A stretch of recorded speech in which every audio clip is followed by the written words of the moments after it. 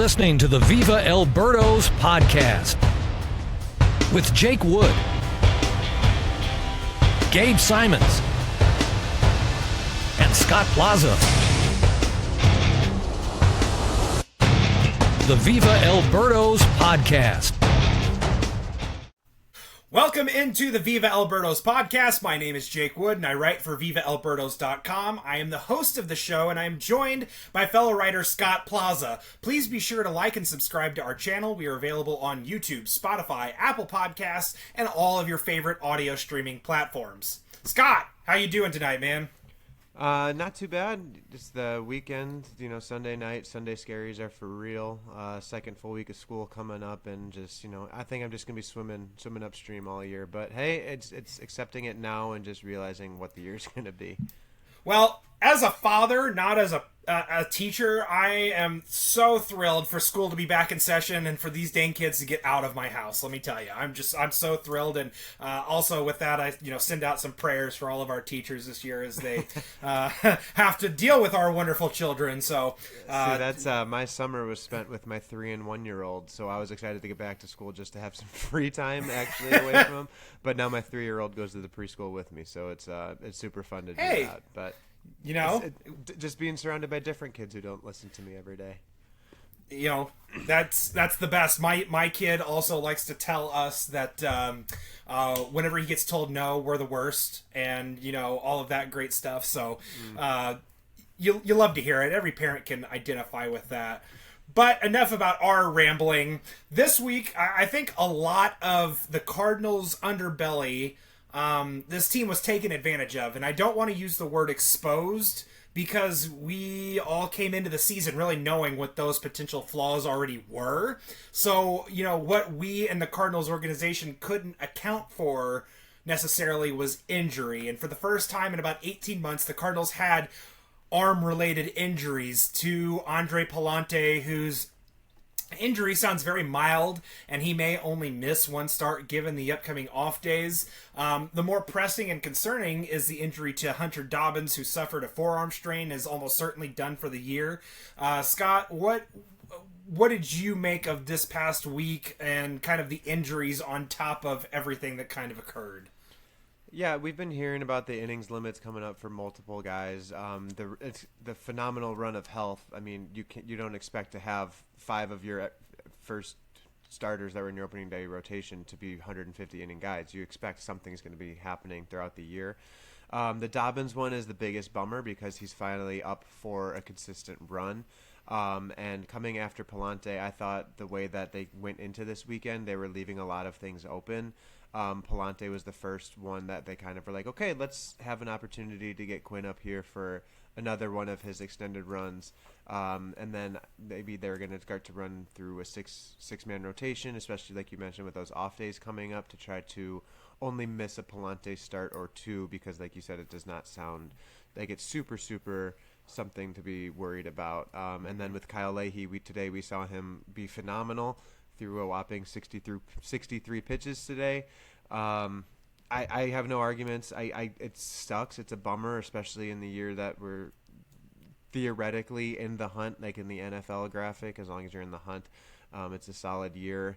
And it's a bummer that that's the reality of it. I wish I could see Leahy going even just 5 innings and keep building on his solid season, but it's just the reality of the situation that we're in.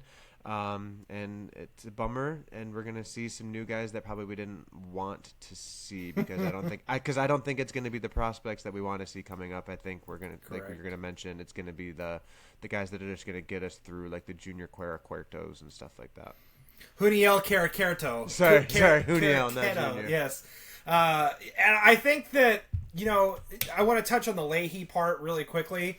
Like you said, we're for this. This is smart. And as frustrating as it is, given where the Cardinals kind of are in the quote-unquote hunt, I'm writing an article that'll come out Tuesday that is kind of outlining kind of where I think the Cardinals are with everything, right? And just to kind of tease this a little bit, I likened it to going to a concert, but all of us as fans were we're at the concert an hour early, right? We're watching the stage be built right now. We're not, the show has not started yet. And I think that, in a way, this season, a lot of the good things that were unexpected happen are very similar to, like, those videos where a person who goes like undercover is like maybe out there dressed as a roadie or a stagehand, but is actually like the lead guitarist, and all of the early people who are kind of there are unsuspecting, and then all of a sudden he like grabs the guitar and starts just shredding on the guitar, and everyone's just blown away, like, wow, this was amazing, I didn't expect all of this before the show even starts, kind of thing. And so I put myself and my perspective kind of there. I think we're witnessing the stage be built. We're not yet ready for the show to start. And so from that prism is kind of how I'm taking in this Cardinals team right now. And for whatever happens throughout the rest of the season, I got an unexpected show that I came into the season. If you think back to when we did our standings predictions before the season started, and I told you I had no problem envisioning this team being a 90-loss team, and at this point being 66-66, being a 500 team, I believe they're way outpacing what my expectations were this year. Also, for those of you who might have put in a little wager on where the Cardinals were, their win total was at the beginning of the year, your number is coming up very quickly, so be very optimistic about the rightly outguessing properly what the odds makers had put down on the Cardinals. So congratulations on that. You'll probably hit that at some point this week. To Scott Plaza. Go ahead. I want to say that, like, being 66-66, how this year is going to end with all the injuries and stuff, and like this, holy cow, from what could have been a 5-game sweep of the Reds to being lucky to win 3, thanks Dane Myers. Thank you. And then getting swept by Philadelphia in another series that, like, you could have won. By the end of the season, the Cardinals are going to be exactly on pace for where they should have been at the end of this year. Yep. Just they're going to get there in a way that is just kind of, for lack of a better term, a heartbreak, because I don't think anybody truly bought in, like, to the 10 games over for as long as they were, that's what it was going to last the whole year, but it did keep people more involved for longer. So now it's going to hurt more as people start to tune out because of the direction this team's probably going to finish. And if it's a 75-win team, that means they're only winning 9 games for the rest of the year. So it's going to be painful, but by the end of the year, if they're a 75-win team, that's probably where Heim expected they were going to be at this point anyway. And for what it's worth, I believe they only have 2 series remaining with teams who are above 500 the rest of the way, with the Dodgers and the Brewers. Of course, it's the 2 best teams in the National League, but outside of that, they have an upcoming homestand with the Orioles and the Pirates. They're going to play the Rockies and the Giants again. I believe they have another trip to Pittsburgh, I believe, is one of the other locations. This is all me just pulling up off the top of my head. I don't have this in front of me, but there are a lot of teams left on the Cardinals' schedule remaining where the Cardinals can, quote unquote, feast off of to kind of prop up that win total going forward.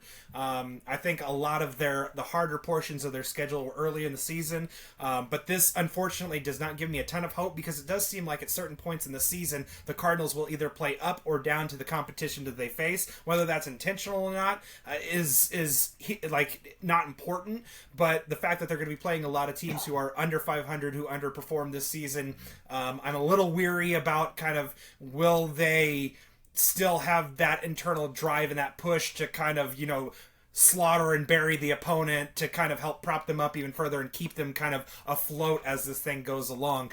But if they're going to stay afloat, they need arms in the rotation to do so, and that's kind of where I wanted to get back to the Andre Palante and Hunter Dobbins of it all. And the fact that Andre is only going to miss probably 1 start, or at least have 1 start skipped during this IL time because they're off days, just kind of the way the schedule works, and the Cardinals anticipate that, it's only going to be a minimum stay, yada, yada, yada. I think that should be looked at as maybe a bullet dodged, especially for those of you who out there believe that this Cardinals team is capable of potentially sneaking into that final wild card spot.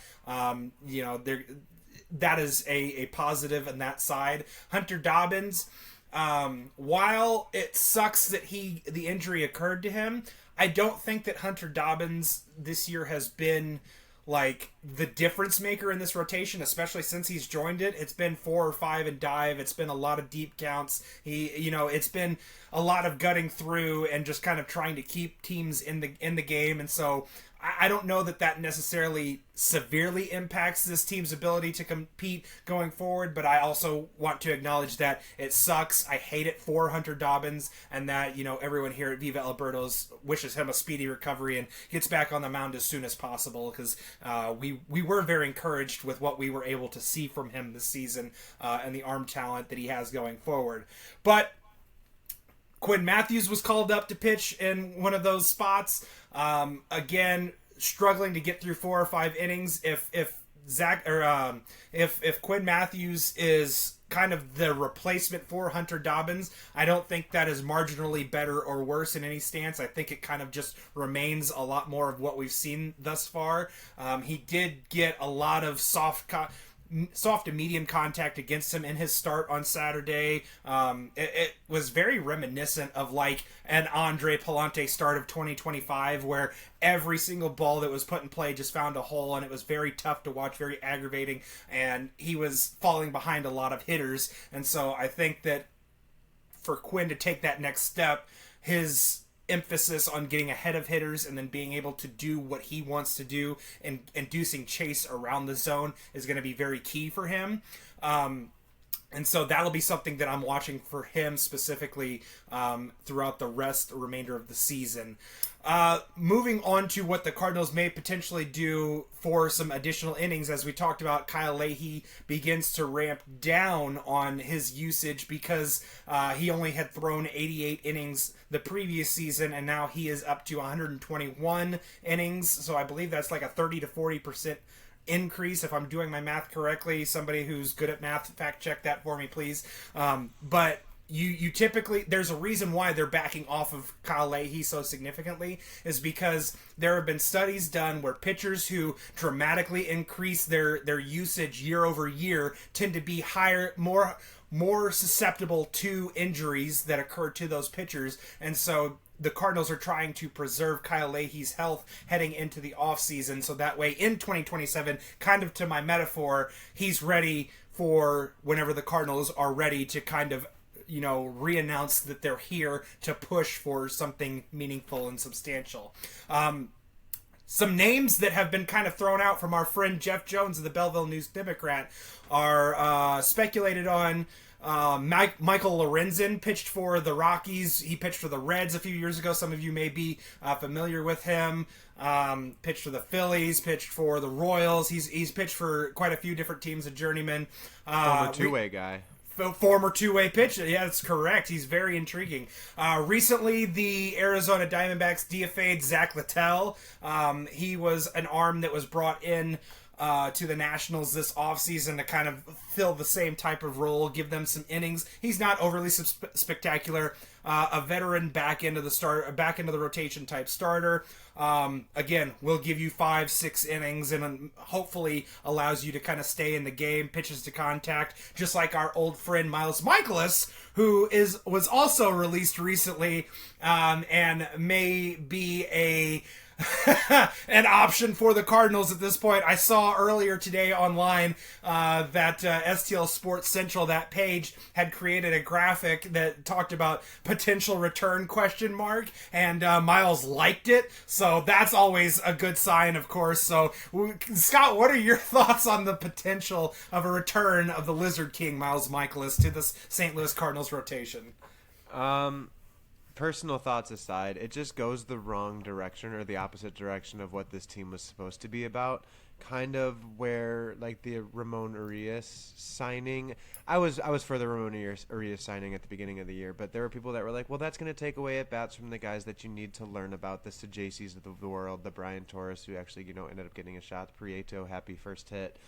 But then it goes down to, now if you're going to sign, but if you're going to sign Miles Michaelis, like, sure, this is where I go back to Dobbins for a second. He was the most major league ready of the AAA starters, and probably still was, even with Matthews getting called up, like we've seen. Minus Richard Fitz, who had the lat strain. Right. That also factors into this here as well. Absolutely. As a proud owner of a Richard Fitz jersey, I miss him so much. But that's kind of where the Michaelis of it all. There's no point. That is just literally. For all the people that are saying they are not trying to win this year, that would be the first time I believe they would actually show they are not trying to win this year. And that's something that, as a fan base, we know what this season is, especially at this point, seeing what's happened the last couple of weeks, even with the series win streaks. They'd rather play shorthanded, as frustrating as that is, than give a veteran of that got DFA'd for being so terrible from the Nationals, and nobody picked him up, and Miles Michaelis. That's just the wrong message, the wrong direction. It's not even a leadership move at this point because he's not going to be there. The guys that are there currently are, they might change too. The Michaelis situation, speculation, it's good for the clicks and the engagement. It could happen. I would just be really upset if it would, and that's, again, just for the baseball side of it. It's the wrong move for a team to make because that's just showing we're just going to limp to the finish line, and that's just a hired gun, like an opposite CC Sabathia, where the Brewers just pitched him out there because they were actually trying to win, and they weren't going to re-sign him, where this one they'd be like, hey, go ahead and go do this, and then we'll see Pedro Pages pitch again at the end of the game. Two-way player Pedro Pages, am I right? That Bring was the electric. mercy rule. Bring the mercy rule to baseball. He could play catcher. He could play second base. He could pitch. He is the unequivocal soul of this roster. No, but getting back to the seriousness of it, I think that of the three names that have kind of been again, our friend Jeff Jones had kind of speculated on, I think that Zach Littell is the most intriguing, though I would say that he has to make it through all of the other teams that are currently below the Cardinals in the standings because it's a DFA situation, so a claim would be put on him. So the Cardinals, there would be a little bit of luck involved with that, but I'm certain that they would probably put a claim on him for the veteran minimum at this point. It makes little sense not to. And I think that Zach Littell is what is it, how do you say it? The if you're given a choice of bad or worse, you just kind of choose the bad option, not the worse option. So I not to say that Zach Littell is bad. He's just, again, kind of like what Scott had mentioned, kind of just filler, right? He steps in, he does his job, gives you 5-6 innings. They may not be the most inspiring, exciting innings. You may not walk away going, man, I really hope they keep this guy around for long term. But he can do the job, and the Cardinals can kind of keep it moving. See, that's where I like Littell because he could, he doesn't have the profile or whatever, but a 30-year-old guy who could do something that then you could sign for another 1-year deal, that is much more beneficial than giving those innings to a Miles Michaelis. Just last year he was a trade piece that was a target at the deadline, not for the Cardinals, but the Reds traded for him from the Rays last year in the middle of a playoff push for them. So he's not that far removed from being someone who was readily desired, and I think that he fits the profile of what the Cardinals kind of have in-house currently. A lot of guys who just throw the kitchen sink at you and kind of see what sticks. I think that very much describes Zach Littell. Maybe the Cardinals get in here and tweak something small with what he's doing with his usage, or maybe his arm angle, something small that wouldn't require a ton of work in season, and maybe they could get just that 2 to 3% more out of him than what he was being gotten out of him from either Washington or Arizona this season. From the pitcher injury side of things to the offensive side, Mason Wynn is another player who suffered a minor injury, and Scott, you wrote about the possibility of extending him. What were your basic outline thoughts on that, and do you have a figure that you came up with that would make sense if you were in the Cardinals' shoes? Yeah, so I am a known Mason Wynn believer every year, thinking he's going to continue to improve with the bat as well as be spectacular with the glove. Let me first start off by saying I'm usually against paying defense first people, especially when you get into like the Dansby Swansons of the world. Yes, he had some solid offensive seasons as well, but then you see him getting $200 million, and they're like, well, his defense for a 9-hitter. Like, that's not what I'm trying to get to. You can always find a Brendan Ryan to fill in somewhere if you need to at major league minimum. But what we've been seeing with Mason Wynn defensively, especially this past month, has just been spectacular, where it truly has been game-changing, whether it's showing off the arm to Justin Turner or making plays on both sides and then seeing J.J. Weather. Like, he just makes everybody better in the infield. It's the bat that the whole idea that I was going with today is getting him before he gets too expensive, which may never happen. And I did not clarify that because I don't like to put that out into the world. He could never meet the potential that I think he could still reach to at some point with the bat. But in the chance that he can, he could price himself out of the Cardinals' range. And based on their timeline, who knows when that could be. So as I started coming up with, I didn't like to go into comps because he's just a little bit different, being so young. He'll be a free agent at the age of 27, I believe is what it ended up, or 28, depending on the qualifying offer year and stuff like that.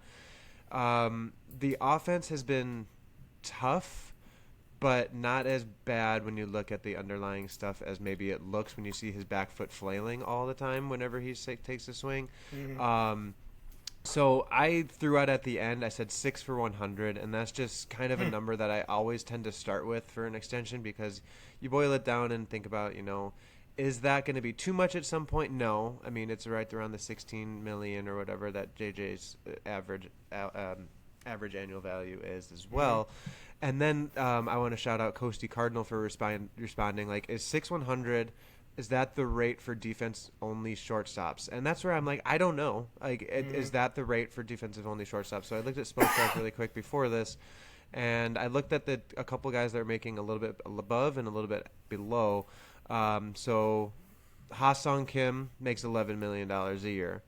Andres Jimenez, $15 million. Geraldo Perdomo, $11 million. So then I looked back at that a little bit more, and Andres Jimenez has been a below-average offensive player by 20 to 30% every year since his extension, and his defense is nowhere near the level of Mason Wynn, and he's getting paid $15 million a year. He signed it right around the same time as well. He's 27 now, and currently putting up a 2.4 WAR with a 78 WRC plus and with less defense. So just throwing that out there, that's where I'm comfortable with that 16 million. A lot of the people were responding with like 70 to 80, which like, sure, I'll sign in on that. But then at the same time, you have to convince the player that it's takes worth, 2 to tango. Exactly. So, and there was, I don't remember who said it earlier, but it was the Cardinals refused to extend Mason Wynn. And I don't know if that actually was like the way that it was used.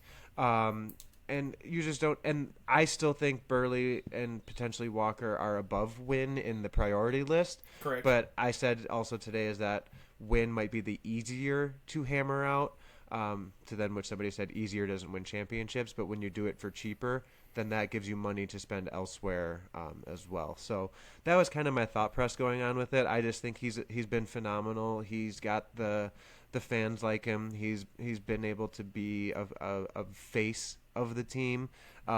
We just need the offense to just pop up even 5% more, and I'll be okay with it.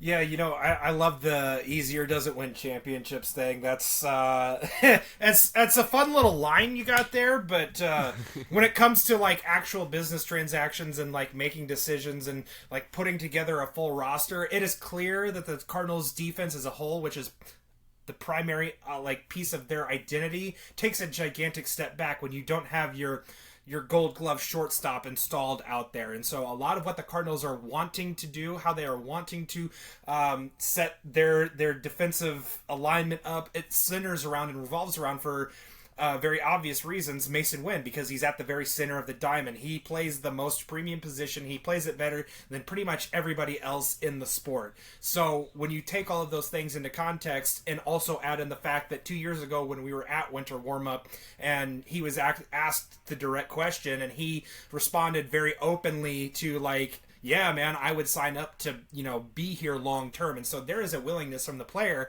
The question remains, how much would his representation and the Cardinals be willing to negotiate on how much will it cost? It always, always, always comes down to the almighty dollar and how much you'd be willing to spend. And I kind of, whenever I to full disclosure, I haven't read the piece yet, Scott, but whenever just asking the question, the first thought in my brain was like, okay, how much, if I was the Cardinals, would I be willing to do? And given that he's 24 years old right now, I would want to start it next season, kind of eliminate all of the arbitration stuff, and I would want him for his prime. So I'm thinking about 8 years and 88 to 92 million is probably right around the range of what, so that puts him in that 11 to 12 million dollar mix. Again, would the player be open to that? That's long-term security, that's generational wealth, that's taken care of for the rest of his life. Is that enough though? Does he think that he could get more if he holds out? And given what the offensive production has been this year, perhaps his representation says, that's a gamble. Is that worth, you taking the risk on? Because if you don't wind up, increasing your offensive output, then you're probably not going to do better than that in terms of years. And so your overall dollars are probably never going to match what the Cardinals are offering you. So you have to play that risk reward for him. But I also think that at $12 million, roughly, there's very little risk involved in that. And when you also take into account the calculation that roughly one F4 is worth about $10 million in total, the risk on the Cardinals side is very low, because he does not have to perform extravagantly in order for them to get their worth, their value, and their surplus value out of that. And then you also take into consideration that the amount of WAR he generates just for defense alone will probably pay for that and then some. And so you would probably be getting him at a bargain rate, which his representation would probably come back and ask for a little bit more. So there would be some give and take on there. But I think 88 to 92 million is probably a good starting point for him. And I would be kind of curious how they would look to work that out. But I also want to add in the caveat that Chaim Bloom was on KMOX this morning, and one of the topics was about paying for players long term and extending them, and kind of the upcoming CBA negotiations. And he kind of mentioned how they have intentionally left things open-ended because of the uncertainty that is upcoming, so that they are ready and flexible to maneuver however possible whenever they know basically what the ground rules are for building and constructing a roster, which is very smart. A lot of these players, you don't have to know right away on what you're going to do with them long term. I think the Cardinals have a lot of really good ideas of who is a part of this moving forward and who isn't. And so I think that will color a lot of their decisions as they move into the offseason. But for Mason Wynn specifically, I don't think if they came to an agreement with him, it would be something that would prevent them from doing anything else that they wanted to do. Let's just, blanket statement that all the way across. Well, I also put it to I don't remember if I mentioned it or not, but think about him being an 8 or 9 hitter as opposed to a 5, 6, or 7 hitter, which he's had to be this year. And will that be a bump to the offense? I don't know, but it should make an 80 WRC plus hurt less, assuming that everybody else progresses, which is quite the assumption to make. But having a $10 to $15 million 8 or 9 hitter that can play out of this world defense sounds different than an out of this world defender hitting 5. Yeah, for sure. I think that this season specifically, they have a saying in hockey where it's like they're playing a line too high right now. And I think that where Mason Wynn has been being slotted in at from cleanup on opening day all the way, down to 5, 6, and that once he gets into that 7, 8 range, I think that's more where he belongs, at least at this current juncture of his career. Now that's assuming that he doesn't get to kind of the 2020 upside that I think you and I and Gabe all kind of think that he's capable of. Obviously also leaving open-ended that he hasn't hit his peak physical prime years of his career, ages 27 to 32. That's about a player's peak physical prime. And so leaving that open, that there is the potential for a lot more in the tank there from an offensive perspective. But Scott, do you have any final thoughts on the Mason win or anything that like occurred over this past week? No, the bullpen's still just a bummer, and that's the reality of the rebuild. I still don't know how I feel about holding on to Riley O'Brien, if that was the best move or not. I don't think in the big term it matters. I don't know what he would have gotten in a return. Like we saw Helsley get Jesus Bias, which has been phenomenal. I don't know if Riley O'Brien gets that, so then it's just another lottery ticket, and now we can try it again next year. I guess that's kind of my last thought there. I guess on that topic, I guess where I would come from is that I have trust, faith, and belief in Chaim Bloom and his front office group and their ability to get pieces. Like you look back at this, past trade deadline, and they were able to get Alexander Frias and Josiah Ragsdale for 2 rental pitchers for the Cardinals. So I trust in this regime's ability to get good returns for players that they sell. So if they're out there marketing Riley, if they happen to market Riley O'Brien, I fully trust that they will get a really good return for him. But I also understand that kind of the context of bringing up Riley O'Brien. He blew up earlier today. It always hurts a little bit more when your closer's the one who gives up the game. I understand that, and I know there's a lot of feelings and frustrations around that as well. Remember, this guy is at the top of the leaderboard and among relievers in the National League in saves, and so he was just dominant against the Reds too. Yeah, it just recently. So this is just the nature of a reliever being volatile. It's ups and downs. It happens. Everyone just kind of take a deep breath. They have come home. They have an off day. They're going to reset. I think that that's kind of the last point I wanted to touch on with you, Scott. Is do you think that this is one of the most consequential off days the Cardinals have had in some time, in terms of maybe since the All-Star break, and now leaving out how everything after the All-Star break went, but getting to a break to kind of reset, to kind of adjust to where they are now, and getting a chance to kind of get their feet back under them and get off their feet for a day before they kind of go back against a couple of lesser teams than what you faced in the Phillies and the Orioles and the Pirates coming up this homestand. Yeah, it comes at a good time, especially because I just hate hearing how, the bullpen's shorthanded today. It's I get it, but how is it always shorthanded? It just, and the fact that they keep playing 1-run games doesn't help. But it's the Ryan Fernandezes of it, or the other guys in the bullpen, the Strzelecki's. Are they really concerned that somebody else is going to claim them, or do they just know that there's nobody else ready to where they really truly need to play shorthanded in this season? That's just kind of my. I don't think it's bad roster management. I don't think it's bad bullpen management. I just think it's just the fact that they've had to play so many close games is why we notice it more than we should. But it's just a constant story of they're playing shorthanded, and that just bugs me.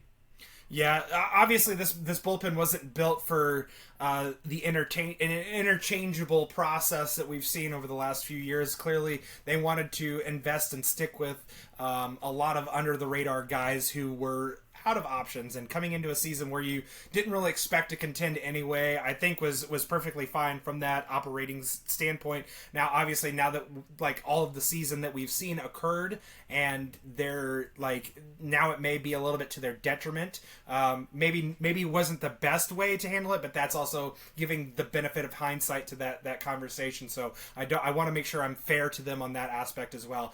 I like what we've seen out of Peter Strzelecki. I think that he's got some funk to him. I think he presents a different look than a lot of what you see in the bullpen. When you look at Savant, a lot of his movement profiles are very above average for the arm angle that he throws at, and so the stuff moves in a very positive and intriguing way. So I kind of wonder if he's one of those under the radar guys they hold on to into next season. Now, that being said, if he happens to be somebody that they let go of, I don't think it's the end of the world necessarily by any means, but in order to bring someone else up that may be younger, more long-term driven, to say that is, I don't think it's the end of the world. But I also think that he's shown some capabilities out of the pen. If you think back to that home run by Dane Myers in that game, he was one pitch away from one of those performances where we probably still are talking about right now. Can you believe that Strzelecki pitched 3 innings and got them that win,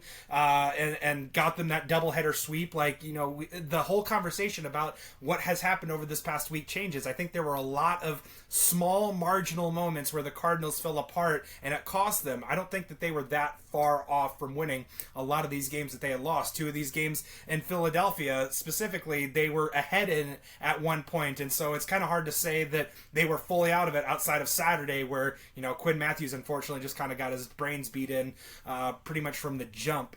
But outside of that, like they were in every single game, and so a lot of it came down to one or two moments in the game that didn't go their way. Like with Matthew Liberatore, he was having a great start, and then he throws that meatball right down the middle to the wrong batter, and it cost him.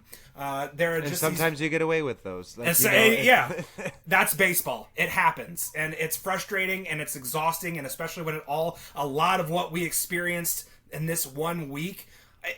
For as frustrated and exhausted as you may feel, I can only imagine it's tenfold to those guys that are in that clubhouse right now playing and experiencing it and going through it right now. So to be fair to the guys that are on the field, we're all frustrated with how it's gone, but I don't think that it's the end, because there's still a 500 team, have a 500 record as it stands right now, and I think that going into the rest of the 6 weeks of the season, they have very favorable matchups against a lot of the teams that they're facing. I don't see where the bottom falls out from underneath them going forward, unless Michael McGreevy and a couple other the starters get injured as well, and then you just have absolutely nothing remaining in your rotation to kind of lean on to get you through the rest of the way.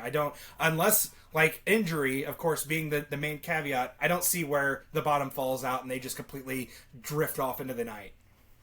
Yeah, I think there's enough depth in the minor leagues that aren't going to just be painful to watch. I'll continue to say get rid of bring a mercy rule into baseball so we don't have to see the lobbing of the pitches. I don't think we're going to have more of that happening. We'll probably have plenty more 2 for 12 with runners in scoring position and the 5 through 9 spots being disappointing. But I don't think that we're going to have a reason to tune out like we might have at the end of 23-24. Dumb question.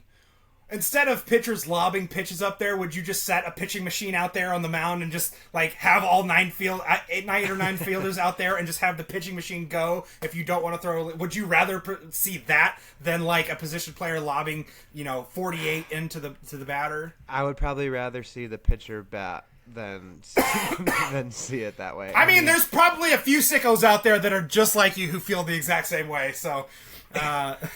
All right. Go ahead. You had a final thought? All right. Thank you so much for joining us for this episode of the Viva Alberto's podcast. Don't forget to rate and review and hit that subscribe button so you're notified every Monday morning. For Scott Plaza, my name is Jake Wood, and we will talk to you all next week and bring you more great Cardinals content. Have a great day, St. Louis, and let's go Cards.